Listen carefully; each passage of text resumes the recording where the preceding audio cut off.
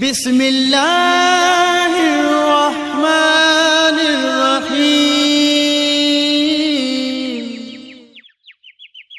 نحمدہ ونصلی علی رسولہ الکریم اما بعد فاعوذ باللہ من الشیطان الرجیم بسم اللہ الرحمن الرحیم الصلاۃ والسلام علیک یا رسول اللہ وعلی آلک واصحابک یا حبیب اللہ۔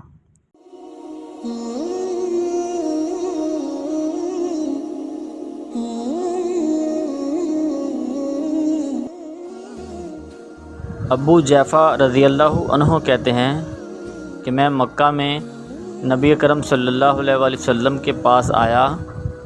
آپ چمڑے کے ایک لال خیمے میں تھے۔ بلال رضی اللہ عنہ باہر نکلے، پھر اذان دی۔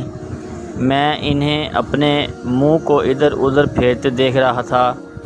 پھر رسول اللہ صلی اللہ علیہ وآلہ وسلم نکلے۔ آپ یمنی قطری چادروں سے بنے سرخ جوڑے پہنے ہوئے تھے۔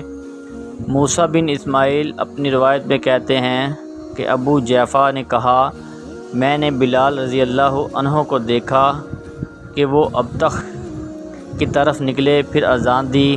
جب حی علی الصلاۃ اور حی علی الفلاح پر پہنچے تو اپنی گردن دائیں اور بائیں جانب موڑی اور خود نہیں گھومے۔